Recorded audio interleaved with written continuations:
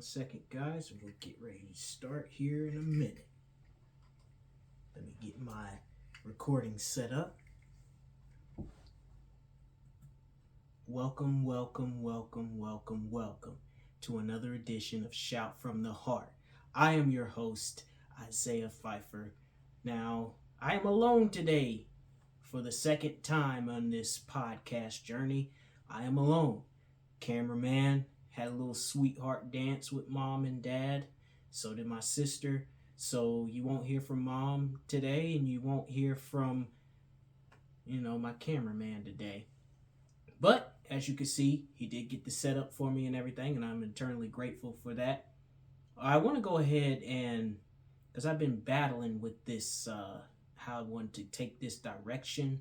I know it's Super Bowl, and I know you guys like when I talk football, basketball, sports, and everything, but I have to talk about a serious topic that was brought to my attention, and I thank God for this young lady who brought this topic to my attention, because I don't think this topic gets discussed enough as far as autistic people are concerned. Maybe it gets discussed with other people, but as far as autistic people are concerned, this topic doesn't get discussed enough. And this is going to be a part 1 of 2, because the part 2 is I'm going to have my mom on next week. She's going to make sure that she explains her ways of dealing with this thing. So I'm going to introduce the topic, and then I'm going to add my little tad bit, say what I have to say on the subject matter, and then we will save the rest of that for part 2 next week, and then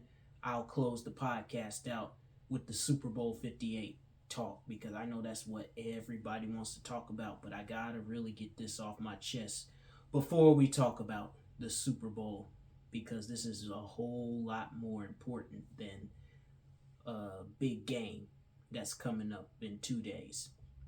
So, this young lady has a son who is autistic, as well as myself. This particular person whose son is going through a lot right now because his grandmother passed away. And I can relate to this situation because my grandfather passed away, and he was like somebody that I could go to outside of my parents. So I can relate to that. This particular individual's son is depressed, doesn't want to go to school, doesn't want to interact with other people, and is, from my understanding, at the point of thinking those thoughts, suicidal thoughts. Pray for that particular individual and her son, because I understand everything that particular individual is going through. I'm going to say my little tad bit on the subject matter. Let's break it down first into 2 parts, because the second part I don't want to take away from what my mom has to say about it. So I'm just going to say what I have to say about it to encourage that person, and I hope that person is watching right now, as well as his mom. The message first I would like to address would be to the mom. Okay? I understand how you feel as a mother. My mom, who is not here, which is why we're going to do it in 2 parts, she'll be the one to probably tell you this next week. It is hard dealing with an autistic child who is going through depression. See, what you see on camera right now, what you see with the lights, the glitz and the glamour, and what you see at work, which is what I told her, this particular individual. I said this to her: what you see doesn't always exactly meets the eye. There's more to me than meets the eye. When I come home, this camera is shut off and the video is posted, and it's all said and done, you don't see things. And there's things at work that I try not to let people see. Sides of me at work that I try not to let people see. But I do fight that every day. Especially with me, it's different. It's not more so of the fact that my granddad passed away. He passed away 4 or 5 years ago. I still miss him and I'm still grieving. And I don't want to categorize this depression because it's depression all the same. You, as an individual, had mentioned to me earlier today at work that it was more so grief, and it could be that, but like I said, I don't want to demoralize the situation by categorizing what it is because it's depression. It's what it is.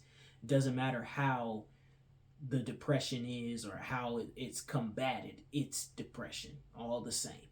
You know what I'm talking about? So, to get back on topic to what I was saying, I understand how this individual's son is feeling. I lost my granddad, but I am depressed for another whole reason. I'm depressed because I feel like I'm lonely, you know. But God is working on me and my patience and commitment because I cannot take on another person's responsibilities, for lack of better phrasing. I cannot take on a spouse or godly woman or anybody like that until I myself fix me. And there's nothing wrong with saying that you have to fix something, okay? That's you have to everybody has to admit that. If you don't admit that to yourself that something's wrong, you obviously had lived a perfect life and you just need to go ahead and pass on to the other life and go to wherever it is that you need to go to. But I digress in that. So I'm depressed. I've been depressed for about a good 6 7 years.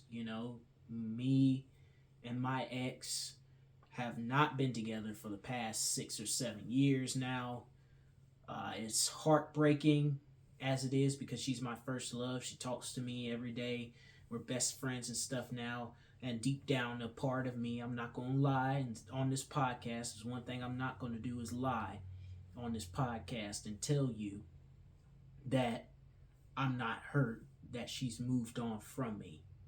While she loves me, she's not in love with me. Those were the best 5 years of my life that I had with that particular person. And then when we broke up, a lot of factors played into that breakup. But when we broke up, I felt those type of thoughts, and I still have to cast down those thoughts from time to time. I sometimes cry myself to sleep and stuff. I sometimes don't want to go to work because of that. I sometimes don't want to interact with anybody at school, but don't get it confused. I do try my best to get out there, on social media land, because I do have a social media presence, a social media following. So I do try my best to speak to everybody that I can and interact with everybody that I can. For example, this particular episode, I will interact with this individual's mother and son if he choose to comment on this. But everything's gonna be okay. You know what I'm saying? There are ways to deal with, and we're going to talk about this more next week when my mom is here, because there's only so much that I can really say when she's not here. There are certain ways and certain things to be done in this particular situation. First of all, you don't want to, and I'm speaking to the mom now, you don't want to pressure him per se to tell you what's going on in a sense to where he will get angry and provoke you, because I've been there. I don't want to talk. I don't want leave me alone. I want to fight through this, and it's something that he does have to fight through, but you're here as a parent to help him fight through it. One mistake I made when I was going through depression and still from time to time make is feel like mommy and daddy don't know what they talking about. They ain't never lived through nothing. Mommy and daddy know what they talking about. They lived through something. But at the same time, mommy and daddy don't need to be, they can't fight this godly battle. You have to go to God for yourself in this. That's one thing to help you out there, sir. Go to God in prayer about this. That's one thing that's gonna help you out during this depression. Go to God in prayer and ask Him for a spirit of discernment, spirit of patience, cast down any thoughts, unpure thinking, all that stuff you need to ask for in prayer, because prayer does change a lot of things. The second thing I would probably say is you have to, I wouldn't say force him to get out of the house, but from time to time, my mom and dad will be like, hey, you know, go to the store with your mom, or you got to go outside with the dog. Something. Doesn't have to be a whole slew interaction, just something that he likes to do, or something, that may make him feel comfortable in doing that, because a lot of people who deal with this disability and deal with this while having autism as a disability, they are they tend to open up more when they're in a comfort zone. So if you get him in that comfort zone and you put his mind at ease, that's one way of dealing with that state of mind that he's going through right now. Last thing I would think of off the top of my head, because I don't want to get too far ahead into this. I really want to save some of this for my mom, and I hope you join me next week too. For the ones that I'm talking to, the ones that are watching this, and just you have to you have to you have to, I wouldn't say fight through it, because that's not what we do. Okay, we are fighters.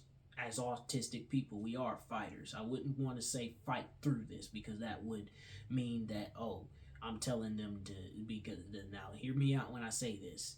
I'm not saying get over it, because that's not what I'm saying. When I say fight through it, I'm talking about in a sense of, you have to be at a point in your life where you stand up and be like, you know what, enough is enough, and it's time for a change.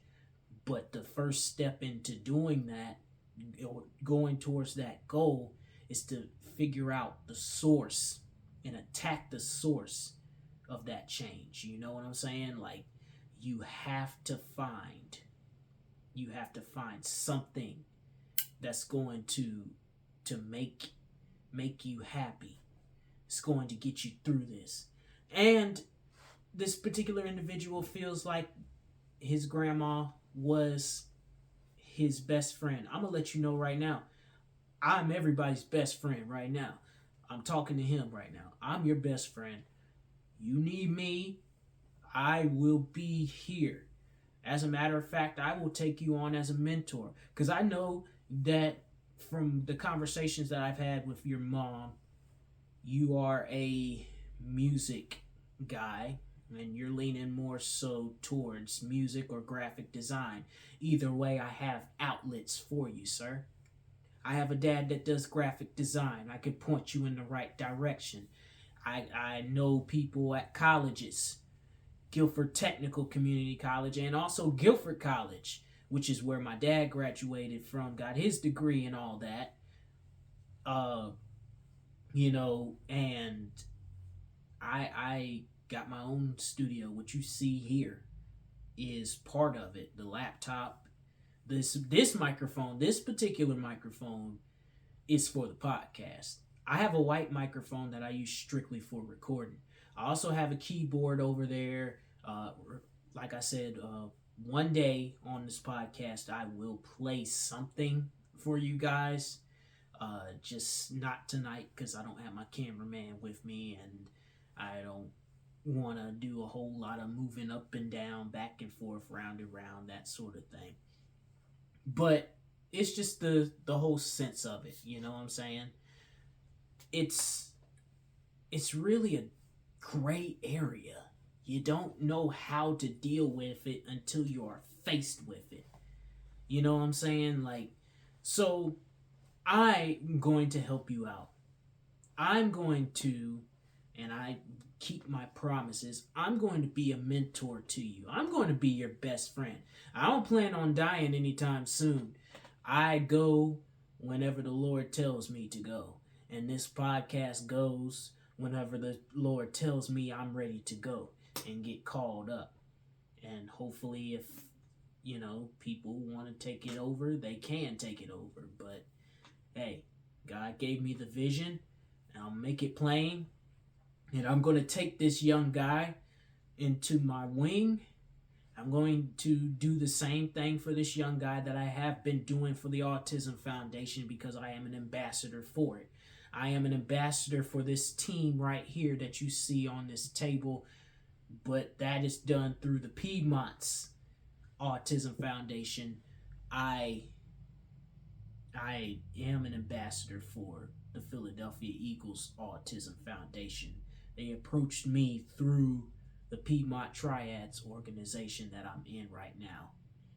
I do a lot of things. I actually have a board meeting to attend in March for Guilford County Schools. And for those of you who are listening, and those of you who may be watching and be like, what is Guilford County Schools? Guilford County is the county of Greensboro, High Point, Jamestown area. And that is in North Carolina. The situation that I'm going to be speaking about at the board is more so the transportation. I was going to go in the direction of, and this is a sidebar, going back to the conversation here in a minute. I was going to talk about the fact that these teachers and stuff are getting days off because of GHO, but during further extent of research and deliberation, I find that the transportation problem is more of an issue for me. That's where I draw the line here. Me personally, me being a liaison for the county means that I can address the board anytime I like to.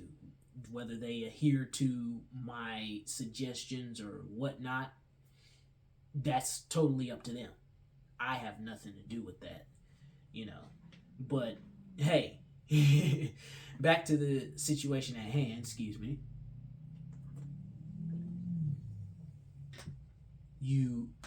You have to get to a place in life where you say to yourself, I am not a quitter. I am a winner. I'm not a loser. I win. Because all we do as autistic individuals is win. Despite what is put in front of us, despite the adversity that is put in front of us. I mean, look at me. They told me, the doctors told me, that this is not going to be possible. He's not going to be able to read or write or much less even talk. But here I am, going on 26, okay? I'll be 26 in 2 weeks. Well, really less than a week. And here I am, making music, got tons of it online, and don't get it confused. I don't make money. I do make money, but I don't let the money make me, and I make music solely for the purpose of therapeutic reasons and because I love to do it. And it just so happens that you guys love hearing me do it. Whether I'm covering a song, whether I'm freestyling to a song, whether I'm doing my own original stuff, it doesn't matter. You all compliment me and give me the talent and the praise that I rightfully deserve, And I don't do it for any of that. But heavy is the head that wears the crown, and I appreciate all the flowers that you're giving me now, because I would hate to be one of those people that you give flowers to at my funeral. Because when I die, you're going to bury me in an Eagles casket with my Eagles blanket inside of it. And even though my spiritual body will not be able to take it with me, that is my request. But you're going to bury me with a smile on my face, even if you have to surgically implant it on my face. Because I have had a good life so far. Not saying this because I'm going to be passing on any soon. I'm just saying I've had a good life so far. These 26 years has been a blessing. I didn't have to. I didn't have to do this. I didn't have to be here. But I pressed on and I did it anyway. I wanted to kill myself multiple times, but I pressed on and did a lot of things, within my talents and within my realm of talents. But with that being said, I'm going to save the rest of that for part 2 next week. I hope a tad bit of this helped you out, sir and madam. I hope that this helped you out a lot. Okay, so there's a lot of things going on. First of all, before I get to the big game and everything, I want to let y'all know that, again, March 15th is the first break of this show, because I'm going to be in a board meeting on that Friday. I'd rather it be on a Friday night anyway, because the Thursday I have the sports show that I do the day before all of this. So that's one of the first. Okay. Now, the next thing is bracketology is disrespecting my Wake Forest Demon Deacons. One of the jerseys that you see behind me right now. Disrespect. We're one of the first 4 teams out after we put the beat down on Georgia Tech. So I guess we have to at least beat NC State tomorrow. If we don't, I guess we'll stay there in that spot. But then again, we got a quick turnaround, because we got to go to Durham and play the Dukies, the Duke Blue Devils. So, hey, it is what it is. All right, now let's get to what really the world is watching. The world is talking about. Outside of The Rock and Roman Reigns, The Rock's slapping Cody Rhodes around, and because Cody Rhodes said something about the bloodline and stuff like that, and I don't know what's going on with that. Hey, listen, I thought it was going to be The Rock versus Roman Reigns. Now it's Cody Rhodes versus Roman Reigns, and I don't know. I don't know what's going on here. It might end up being a triple threat match, to be honest with you, and in which The Rock may win. I'm not sure. I don't know. I don't know what's going on here. We'll probably find that out more on Friday Night SmackDown here in a little bit. I don't know. I don't know. So there's questions that need to be asked and answered by yours truly on this podcast about what's going to happen for Super Bowl 58. Well, I have your answers. What if Travis Kelce wins the Super Bowl MVP? Well, that's just icing onto the cake, because if the Chiefs win, I already know the script. If the Chiefs win, before they go up on that podium and do what they need to do, Travis Kelce's going to propose to Taylor Swift. That's just what it is. It is what it is. I mean, even if they lose, let's be realistic about this. Even if they lose, he's still going to propose to the girl, okay? Do you realize that Taylor Swift and Travis Kelce, they've probably been dating for a long, long time. So, hey, it is what it is, Can Patrick Mahomes win his 3rd Super Bowl? Yes, he can. Why should he be intimidated by the 49ers defense? Why should he be intimidated in the least by the 49ers defense? Let's look at all the defenses that Patrick Mahomes has played, shall we? Let's look at all the defenses that Patrick Mahomes has played. Okay? He's played Miami. Granted that it was 0 below freezing that game. So, granted, that was a gimme game right there. Home field advantage, okay. Then we go up into Buffalo where it's a little warmer, but it ain't that warm, okay? Just, I don't know, that's just what it is. But the Bills and the Dolphins had the top defenses this year alone.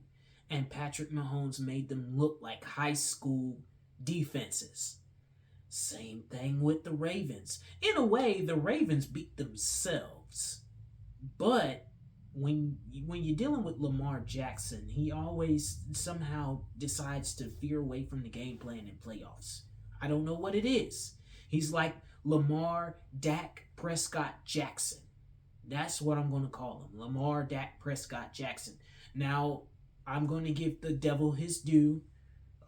Kudos to him for winning the MVP last night. That is well deserved. We all knew he was going to win it. Okay? Not Dak Prescott, because Dak Prescott, why would he win it when he was the first guy to lose to a first-year starter who was a 7th seed in the playoffs? That is the first time that a high seed has lost to a 7th seed. Do you hear me? The first time in history that has ever been done. So do I think Patrick Mahomes can win his 3rd straight Super Bowl? You bet your last dollar it's happening. It's happening. I got the script right here. It's happening. He's going to win the Super Bowl. It's evident, it's seen, it's shown, it's proven. He's going to do what he needs to do. He's going to make moves. They're back and we're gone. Me and Dad. So here's the other question that will Kyle Shanahan blow another Super Bowl lead? First off.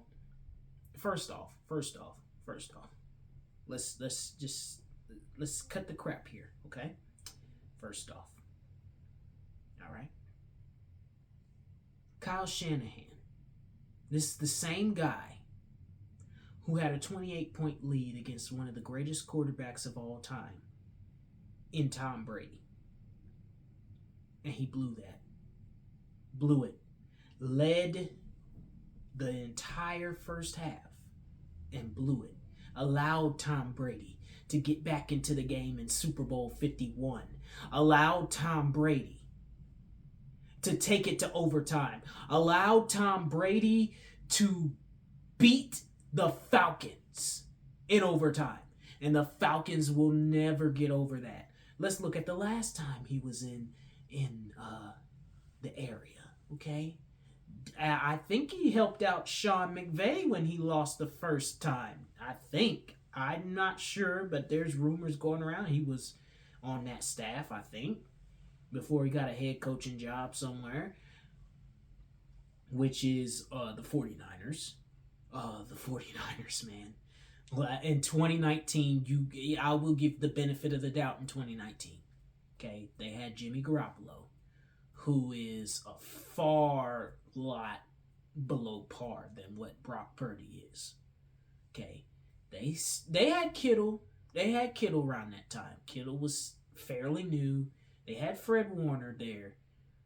They didn't have all these new pieces like Samuel and Ayuk and McCaffrey and them. They didn't have them pieces, but they had it. So I'm not rooting for the 49ers at all, but I'm also not going to count them out, because it could happen to where they win. But as far as leading, I don't see it being that type of game. I see it being a back and forth game.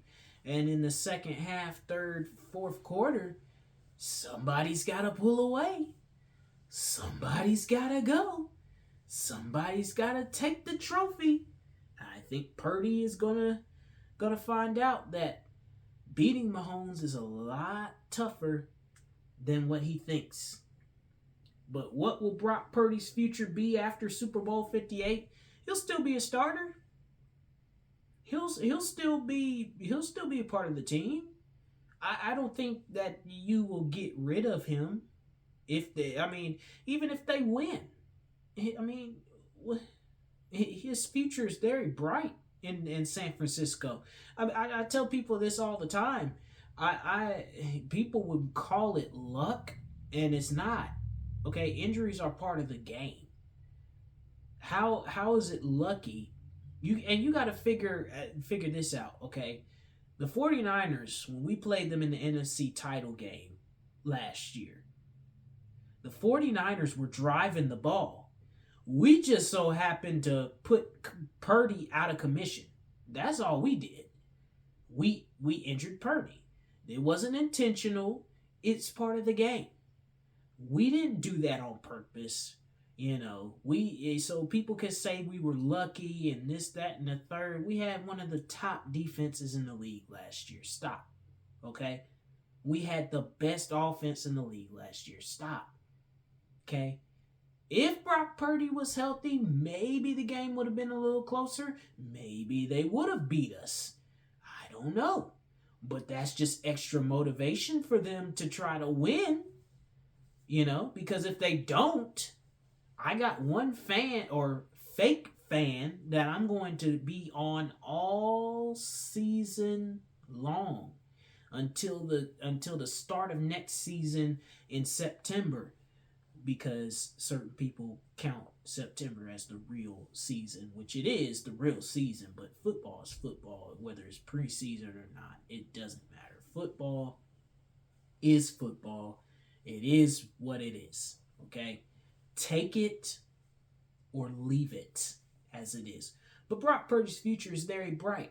I'm not going to sit up here and disparage the man, because he did what he was going to do. He did what he's supposed to do. You're the number 1 seed. You're facing off against Patrick Mahomes, who just so happens to be the number 3 seed, I believe. So Patrick Mahomes, I don't really, I don't, Brock Purdy's future is fine. He's secure. He's in San Francisco. So his future is very bright. Can the 49ers stop? Or can the 49ers stop one trend while helping keep another? Well, you got to be more specific about that. What trend are they trying to stop? Are they trying to stop from losing a big game situation? Because they've been to the big game many times, and this goes way back to 2012, Kaepernick, all those days. They have not won the big game since the 90s. Let that marinate in your spirit for a minute. They have not won the Super Bowl since the 90s, people. Not won the Super Bowl since the 90s. And you have the nerve to say that they're going to stop that trend? Did you see Spagnola's defense all over that Ravens offense? And the 49ers, you could be motivated as well. You can be motivated all you want to, but motivation doesn't win games. Motivation doesn't win games, bro. Motivation doesn't win games. Talent wins games. Going out there on that field and executing every single play, that wins games for you. That wins games, sir. That wins games. If you can't execute the plays that I'm calling, you can't listen to me as your head coach, if you can't go out there and do your job, you're going to lose. You're going to lose. You're going to lose. I'm not worried because Patrick Mahomes, who I'm bringing up his name a lot, so obviously you know who I'm going for this Sunday. You know who my family's going for this Sunday. Not because it's just Patrick Mahomes, it's just Andy Reid. He's a Philadelphia guy. Come on now. He still to this day talks about Philadelphia and how his best years came out of Philadelphia. So, hey, it is what it is. Without a Christian McCaffrey score, can the 49ers win? No. The 49ers are not going to win. They're not going to win. They're not going to win. They're not going to win. They're not going to win. They're not. Sorry. They're not. They're not. They're not going to win without Christian McCaffrey. But, I mean, hey, they weren't going to win anyway. Because it's going to be a shootout. It's going to be a shootout. I'm predicting Patrick Mahomes goes for 500 yards passing. I'm predicting that Kelsey will have 200 yards receiving. And Rice will have 100. Pacheco will have 100 rushing. Okay? And the 49ers defense will be exposed. The Chiefs will allow little to none resistance from Brock Purdy in that offense. That's what I'm predicting, okay? But, that's just what it is, a prediction. That's not etched in stone. Can Brock Purdy lead a game-winning drive for the 49ers if needed? Possibly. These last two games that they had, the defense reigned supreme. The one with the Lions game, just that Lions game that just solidified the defense's dominance. But I said the same thing about the Ravens, and where are they at? They at the house. They sitting at the house with us, and by us I mean the Cowboys, the Eagles, the Packers, the Bills, the Browns, the Texans, and congratulations to C.J. Stroud, by the way, who won Offensive Player of the Year, Rookie Player of the Year. But yeah, he could possibly do that, but I don't think that will have a chance. I don't think he'll have a chance to do that. Will the 49ers be able to sack Patrick Mahomes, cause a turnover? Sacking Patrick Mahomes is easier said than done. He rarely gets sacked, rarely. And when he does get sacked, he seems to find a way to work his magic, similar to what what's his name? Tom Brady used to do back in his prime days. Cause a turnover? Maybe. They could, maybe. If Patrick Mahomes does something stupid like throw it into double coverage or something. But he's getting better at reading defenses now. He's getting better at reading defenses, though. So, it is what it is, But what will the Chiefs look like after this Super Bowl? Win or lose? The Chiefs are still going to be the Chiefs, win or lose. If they lose the Super Bowl, which won't happen, in my opinion. But if they lose the Super Bowl, they're still going to be the Chiefs. Regardless. They still going to be the Chiefs. It's still going to be Patrick Mahomes' show. It's still going to be the Kelsey show. It's still going to be Pacheco being as dominant as he is. It's still going to be Rice dominating, Valdes-Scantling dominating. So it don't really make a lick of difference. If they win, it's still going to be the Chiefs. It's just going to solidify the fact that we've been telling y'all. We here. Y'all just haven't believed us. Up until this point, y'all haven't believed in us. They were talking all junk all year. They ain't got no receivers. They ain't got this. They ain't got that. Well, what's going on? We about to find out Sunday. Can Travis Kelce tie Jerry Rice 3 receiving touchdowns in a game? Well, he probably can. Because again, I'm predicting 200 yards. 200 yards plus receiving. 500 yards for Patrick Mahomes, 100 yards for Rice, and 100 for Isaiah Pacheco. Just saying. That's me, though. That's me. It's me. How many kicks will Jake Moody miss and Harrison Butker make? I don't know. Kickers are so fickle, so I can't really give you a good answer on that one. I don't want to say anybody will miss anything, and I don't want to say anybody will make anything because kickers are so unpredictable in the NFL. I've seen kickers miss a 21-yard field goal. I've seen kickers miss the 30-plus yard field goal. So those are easy field goals. Anything above 50 or anything to 50 or 60, yeah, unless you a Jake Elliott and you got a strong leg, you can hang that up. Hang it up. But I don't think we give kickers enough credit, mainly because they miss it at the wrong time. But we got to give the devil its due. Okay, kickers are just as vital importance in the game as the quarterback or any other position in football. So I think we just need to give the kickers their flowers too. You know what I'm saying? Will Patrick Mahomes have to make another late fourth quarter drive to win the game? Yeah, he will. He will. Because, like I said, it's going to be a back and forth game. Maybe leads will be exchanged. Maybe whoever scores first will win the game. I don't know. We just have to see. You have to be there and we have to see. You know what I'm saying? Will Travis Kelce propose to Taylor Swift after the game if the Chiefs win?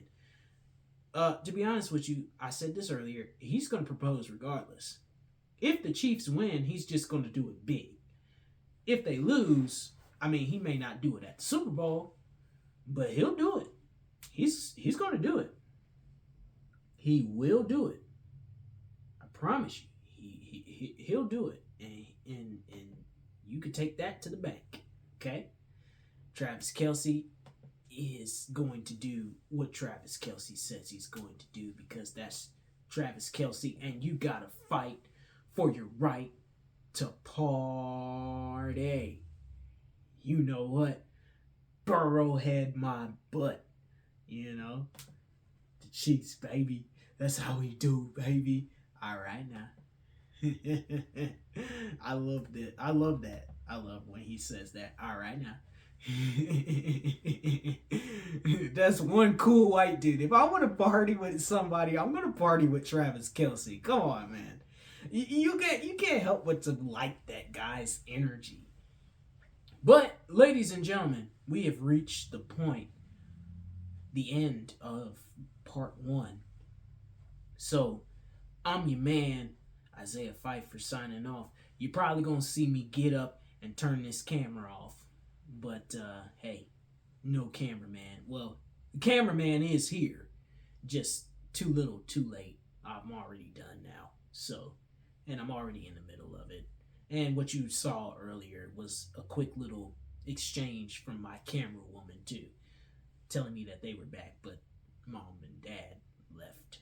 They're gone somewhere. I assume to get something to eat, I guess. I don't know what they're doing. But one can only assume that's what it is, and that's what it's going to be. All right now, let's do it. And I look forward to doing part 2 when my mom is here fully next week. Take care, everybody. I'm getting ready to turn the camera off for those of you who are watching on YouTube. So this is the end of the show for everybody. So take care now.